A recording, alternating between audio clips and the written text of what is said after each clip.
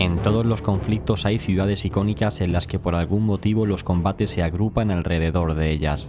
Generalmente esto ocurre en los lugares que son estratégicamente más importantes que otros por su ubicación o por los recursos e instituciones que hay en ellos. Este es el caso de la ciudad de Járkov, en la cual se desarrollaron hasta 4 batallas en la Segunda Guerra Mundial y que hoy en día sigue siendo una de las principales zonas de conflicto en la actual contienda entre Rusia y Ucrania. Si bien a simple vista parece que Járkov es una ciudad más, sin nada especial, tal y como vamos a ver a continuación, no es para nada así. Cuando el 22 de junio de 1941 los alemanes atacaron la Unión Soviética, Járkov estaba a unos 1000 kilómetros de los puntos de partida alemanes y en un primer momento nada hacía pensar que podrían llegar hasta allí. Como sabemos, Stalin contaba con un potente ejército que numéricamente era superior al alemán. Tras las primeras semanas de campaña, los ejércitos alemanes derrotaron a la gran mayoría de unidades soviéticas que estaban en la frontera y avanzaban a un ritmo bastante alto. En menos de un mes, las vanguardias alemanas del Grupo de Ejército Sur alcanzaron los suburbios de Kiev, aunque la batalla por la ciudad se produciría un mes más tarde. En su lugar, los alemanes continuaron avanzando por el sur en dirección a la cuenca del río Dnieper. Su objetivo era llegar allí lo antes posible para evitar que los soviéticos estableciesen una fuerte posición defensiva en su ribera. Finalmente, el ejército alemán logró embolsar en la ciudad de Kiev a más de 660.000 soldados del Ejército Rojo y capturar abundante material para finales de septiembre.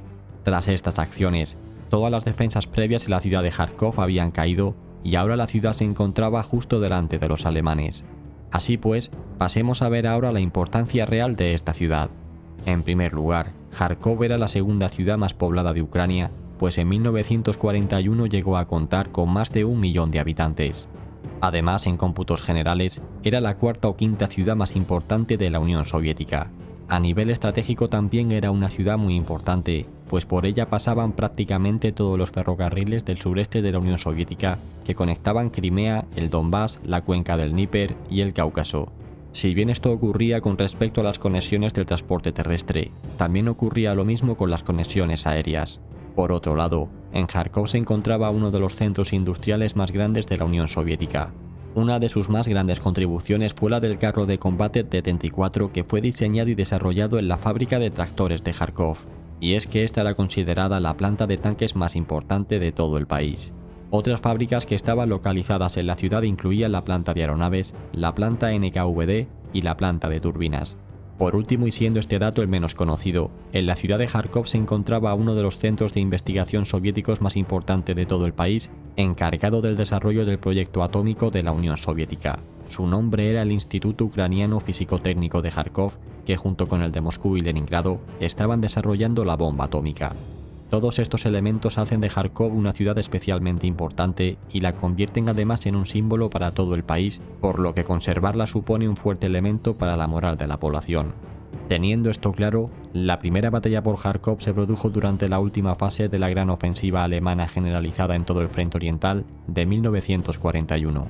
Concretamente fue el 24 de octubre cuando la ciudad cayó en manos alemanas tras breves combates. Con la toma de la ciudad, la Wehrmacht capturó a más de 100.000 soldados del Ejército Rojo.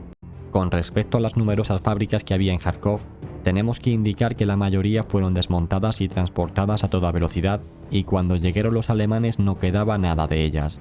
En cualquier caso hubo una pausa en la producción soviética, hasta que tiempo más tarde serían montadas al este de los Urales. Tras tomar la ciudad, los alemanes continuaron avanzando hacia el interior de la Unión Soviética, aunque lo hicieron en la zona de Moscú y en Rostov, no avanzando mucho más al este de Járkov. Posteriormente, en diciembre, fueron detenidos, y los soviéticos pasaron al contraataque. Estando así la situación, Járkov se situó justo en la primera línea de frente. Para 1942, los alemanes planificaron una segunda ofensiva sobre la Unión Soviética, esta vez con el objetivo de adueñarse del petróleo del Cáucaso. Sin embargo, justo antes de que el ejército alemán atacase, los soviéticos se adelantaron y con ello iniciaron la segunda batalla de Járkov. En esta ocasión se aprovecharon de un saliente que tenían al sur de Járkov para lanzar un ataque en pinza sobre la ciudad desde el noroeste y el sur. Si bien esta ofensiva, que comenzó el 12 de mayo de 1942, tomó por total sorpresa a los alemanes, estos rápidamente pudieron reorganizarse y darle la vuelta a la situación. Básicamente lo que hicieron fue seccionar el saliente soviético desde el sur y con ello dejaron aislada la vanguardia soviética que se había adentrado en su territorio. Todo terminó en apenas unos días con una fuerte derrota del Ejército Rojo, que todavía no había perfeccionado el famoso arte operacional que meses más tarde desarrollaría con efectividad. Si bien la conocida como Segunda Batalla de Járkov terminó el día 28 de mayo, un mes más tarde, concretamente el 28 de junio, los alemanes se volverían a lanzar al ataque a gran escala sobre el flanco sur soviético. Esta nueva campaña alemana terminaría para ellos de la peor forma posible con la derrota en Stalingrado y las posteriores ofensivas soviéticas sobre todo el sector, que los llevaría a retroceder cientos de kilómetros hasta que para febrero de 1943 Járkov fue recuperada por el Ejército Rojo. Fue así como la tercera batalla de Járkov comenzó. La principal característica de esta batalla fue que tuvo como protagonista dos divisiones de élite alemanas, siendo esta la Der Reich y la Leibstandarte, que pese a su estatus y fama, no pudieron hacer nada para defender la ciudad. Al mismo tiempo, von Manstein pudo reorganizar una serie de unidades que se habían retirado por todo el frente suralemán y consiguió lanzar una contraofensiva que seccionó a las vanguardias soviéticas. Posteriormente continuaron avanzando hacia el norte hasta que para mediados de 1943 volvieron a recuperar la ciudad de Járkov. Si queréis ver esta batalla con todo lujo de detalles, os dejo en la descripción un programa que subimos recientemente en el que analizamos en profundidad todas las operaciones de esta tercera batalla de Járkov. En cualquier caso, esta fue la ocasión en la que los alemanes conquistaron esta ciudad por segunda vez. A partir de este punto hubo tranquilidad en el frente oriental, debido a que se estaba preparando la próxima gran ofensiva de verano, siendo conocida como la Operación Ciudadela. Este ataque alemán fue lanzado a muy pocos kilómetros al norte de Járkov, aunque en un primer momento la ciudad no jugó ningún papel importante.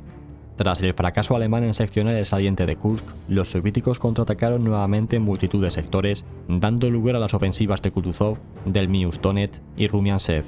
En cualquier caso, la ofensiva que nos interesa fue la de Rumiansev, en la que los soviéticos se abalanzaron nuevamente sobre Járkov, dando comienzo a la cuarta y última batalla por la ciudad. Este enfrentamiento tuvo lugar en agosto de 1943 y consiguió recuperar el territorio que un mes antes los alemanes habían conquistado en el saliente de Kursk, para posteriormente continuar avanzando sin pausa hasta que recuperaron Belgorod y Járkov. En aquellas fechas el ejército alemán se encontraba totalmente superado por la situación y no hacía más que enviar a sus unidades blindadas a un punto u otro del frente para ver cómo los soviéticos atacaban entonces por otro lugar. Aún así, y pese a todo, el Ejército Rojo pagó un alto precio por expulsar a los alemanes y se estima que en esta ofensiva tuvieron entre 200 y 250.000 bajas, mientras que los alemanes perdieron a unos 25.000 soldados. A partir de finales de agosto los combates se fueron alejando cada vez más de Járkov y la nueva línea de frente se fijó en la ribera del río Dnieper en el mes de septiembre. Fue por lo tanto en esta ocasión la última vez en la que se desarrolló un combate armado en esta ciudad, que poco a poco fue recuperando la normalidad, mientras que el Ejército Rojo se acercaba a Berlín. Ha sido nuevamente en este año de 2022 cuando los combates han llegado de nuevo a las puertas de Járkov. Y bien, espero que con este programa os haya quedado claro cuál fue el papel de Járkov durante la Segunda Guerra Mundial, que como habéis visto fue tan importante, pues fue uno de los lugares donde más combates hubo en todo el conflicto. Considero que la batalla más importante y que más merece la pena ser estudiada de todas es la tercera batalla de Járkov, con esa contraofensiva de Manstein que os dejo en la descripción. Gracias a todos, especialmente a los patrocinadores que hacen esto posible. Suscríbete y comparte este programa si te ha gustado y nos vemos en el próximo. Hasta pronto.